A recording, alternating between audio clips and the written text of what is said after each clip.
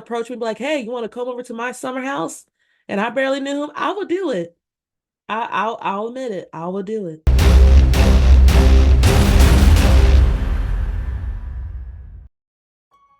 Hello, it's your girl Ash, aka Ash to Ashes. I am from Cincinnati, Ohio, and I am a horror podcaster. Everything horror related, I'm your girl. I am an instructional aide for special education and part-time barista. Everybody in my whole building knows me as the horror head. And I get some students are like, "Have you seen this movie? Do you know about this? Do you know?" Like, I literally, one year, I had one student who would quiz me every single day. And I'm like, dude, come on. Like, I know this.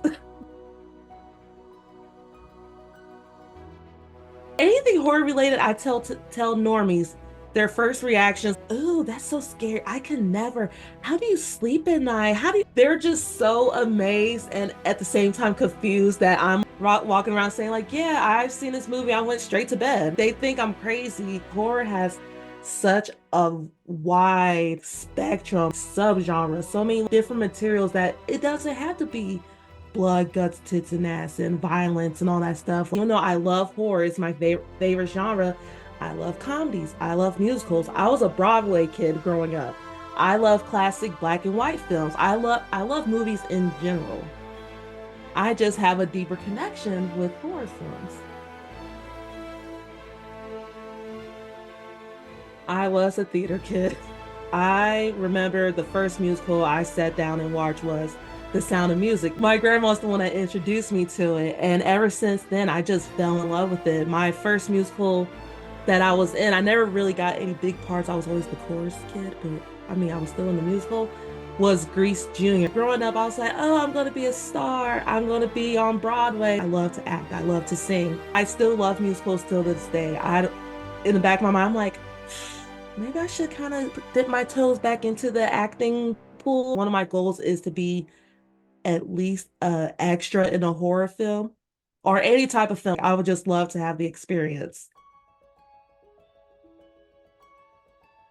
With independent films, you can just feel the passion. When I go to conventions, I sometimes do like the press for the film festivals, and I've met so many incredible, amazing filmmakers out there who deserve to get the love, their flowers, the recognition that the big names get. Because there are some movies out there that I'm like, how has no one seen this yet? Like, come on, like y'all are missing out. Cheryl, that movie is just amazing. Just think of it as Barbie meets American Psycho. There's such a deep message in there that I'm pretty sure a lot of people can relate to. It's compression. If you're a fan of like Mike Flanagan, like his work, definitely check out Compression. Cold Blows the Wind, that's another good one. Death Drop Gorgeous. It kind of gives me like a bit of like a John Waters feel to it. Monster Makeup, that production company. Oh my gosh, the crew of Monster Makeup. I I always feel bad because I'm like, I know they're probably sick of me just being a cheerleader, but I can't help it. They are doing the damn thing. It gets a little old when you see the same old characters, actors, and all that stuff. I would like to see me on the screen a little bit. Come on. Shout out to all my Black actresses, my women of color who have the opportunities portraying characters in horror films. Because over the summer, I attended BlurredCon, People Under the Scares, and then Jern, my co-host on Rise from the Dead, we collaborated and hosted a panel on our top 10 underrated Black and brown final girls. There are so many final girls, final boys who a lot of people don't remember or they just don't know that existed. So we came up with this panel to see the reactions of everyone, of people's faces in the audience. Oh, I'm glad that you brought this person up. Like, what movie is this from? Yes, there are some films out there with Black final girls and Black characters and all that stuff, but it's like we need more. BlurCon was amazing. I've known these people for a couple of years, and it was just amazing to finally meet them in person and be like, cuz I met Germs, my co-host, my partner in crime in person for the first time. My whole experience at BlurCon was just so beautiful because I felt seen, I felt safe. Like I felt no judgment. It was such a beautiful environment, so much fun. They had stuff going on 24 hours that whole weekend. Like so many talented people, the cosplays. Oh my gosh. I'm still geeking because I bought a bonnet, a satin bonnet that has Sailor Moon on it. To be a part of that and to know that a lot of people enjoyed our panel. This is why I do what I do, because it matters. I love that music video. And just like you as a little kid, I still remember to this day the zombie where like, his like stuff coming out of his mouth. I'm like, Michael Jackson, why are you doing this to me? But it's such an oh, I love that video. That song, it gets me in my feels. I don't know why, but it does. So, Rise from the Dead podcast is actually a spinoff from Kill the Dead podcast. Kill the Dead podcast is the podcast that started off for me. I remember I was laying in bed and I thought, I want to start a podcast. I love horror movies. I love to talk. I want to do this. Hey, y'all. So I want to start a horror podcast. Do anyone out here have any like ideas or suggestions for a newbie? Gray, aka Gray himself, aka Gray Matters. He DM'd me. He was like, hey, my name's Gray. I have a podcast with this other person, and we're looking to get a female perspective on the show. Would you like to try out? I'm like, yeah. Huge shout out to Gray for giving me a platform and just believing in me and just being such an amazing, awesome brother to me. I want to start my own show and focus on deep cuts, hidden gems that people don't talk about. So many horror films out there that not a lot of people are aware of or don't even know they exist. Always the go-to person to find deep cuts. I should put my passion into a show. So that's how Rise from the Dead was born. It was a solo project. It was just myself and a guest. And then afterwards, I was like, you know what? I would like to have a co-host with Germ. Oh, I love Germ so much. And I'm trying not to get emotional again. I DM'd him. I was like, hey, this might be a long shot, but would you like to be my co-host on Rise from the Dead? I just love talking to you. You're always there for me. I would love for this to happen. And the rest is history. Now you have Rise from the Dead podcast with AshXAshes and Germs. Characters, the story, how it made me feel, that's a big one for me.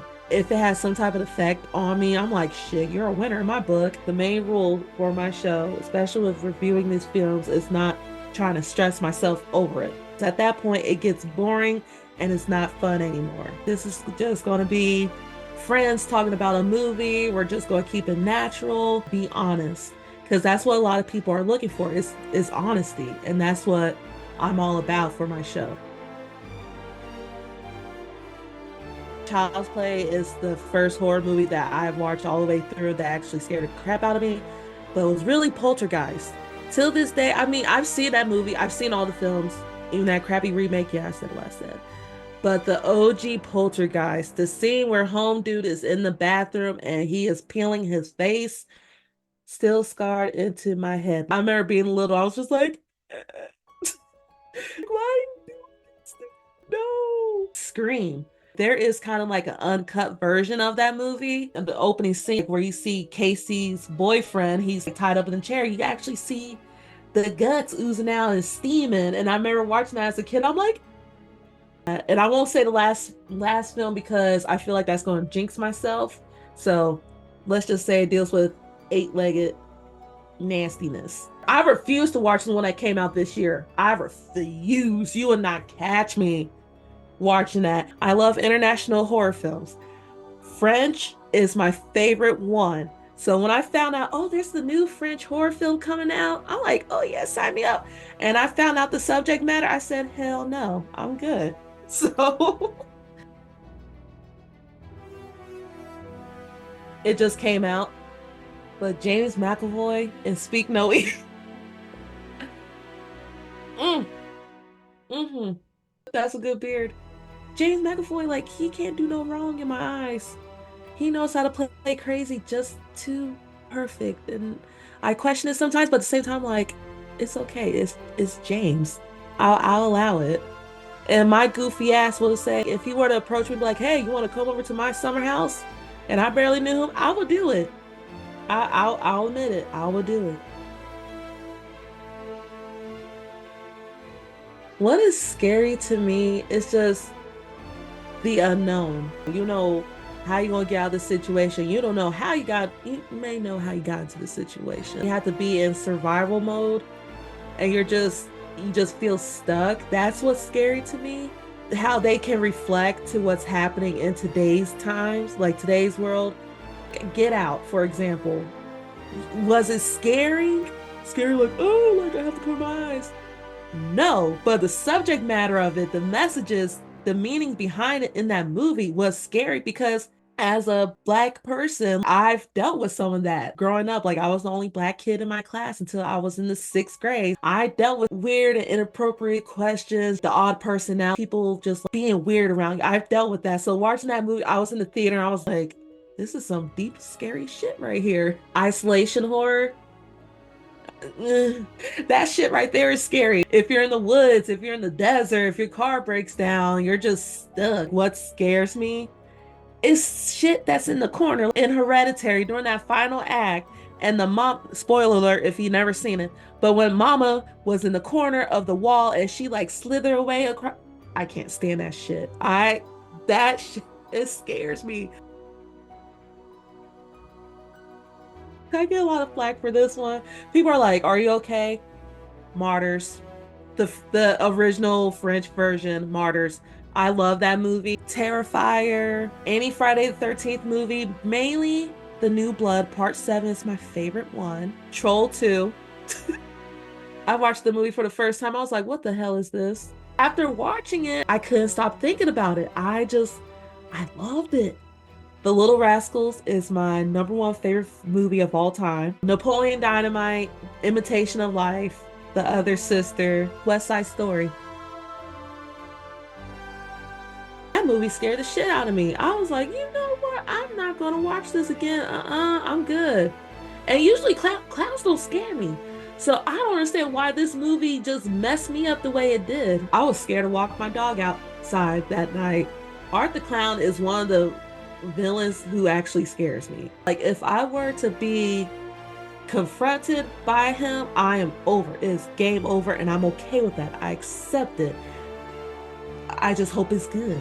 One thing about me, I love blood, guts, tits, and ass. I love creative kills. It's an independent film that is making all this money. Like, if you bring up Art the Clown, people are like, oh, I know Art the Clown. Like, I know Terrifier. It's incredible. Even if you're not a fan of those films, you cannot deny that it's doing its damn thing for the horror community. I am seeing a double feature, so 2 and 3. I'll be in that theater for 5.5 hours, but that's okay because I'm gonna be with my peoples and we're gonna have a good time with art. So I'm just so excited. And this is just shows how I won't say I'm a mess up individual, but I have yet to be in a movie theater where someone gets sick, and I hope that happens with this movie. I want to look over and see someone puke and be like, eat my popcorn and just watch them get sick. Yes, I'm twisted. This guy comes in and we're like, okay, cool, like whatever, what's up, how you doing? First half of the film, he is snoring.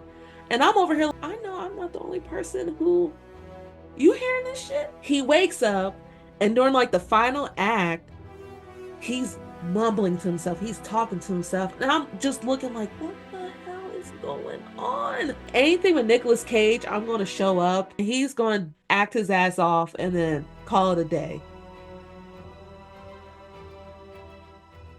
I remember my first time watching Compression and Horror Hound, and at the end, I just lost it. I needed this. Movies, they're a great escape. They can be a great therapy session, I needed that. The last time a movie made me feel that way was Black Panther Wakanda Forever. That truly made me bawl my eyes out and helped me go through the stages of grief to free myself from all the pain that I've been keeping inside myself. It allowed me to just to feel free. The horror community means so much to me. I seriously am the happiest whenever I am with my horror fam. I was just at Horror Hound a couple weeks ago, being around people who love the same genre as me, who love the same things as me. It's an incredible feeling. I am forever thankful. Like I said earlier, the community itself helped me out of a dark situation. A couple years ago, I lost my baby brother. I was in a dark place. I was just stuck. I was depressed. I didn't know what to do. I need to find something to feel better, to find an escape. I need to see a light at the end of the tunnel. Talking to some of the people in the community, watching the movie really helped me during that dark time, and I'm just forever thankful for it. Sometimes the horror community can get a bad rep because the people on the outside don't really understand. Like it may look different and weird to you, but it's beautiful to me. So I would love for people to know that when they think about the horror community. Finish school and get my degree. I've been working so hard for this, and I made a promise to myself, to my baby brother, to my sister, like I'm going to go back to school, I'm going to finish, I'm going to get this degree. So I will hope that I can do something more in the horror community. I want to continue being my authentic self. I want to be happy. I want to celebrate horror. I want to spread my love everywhere I go.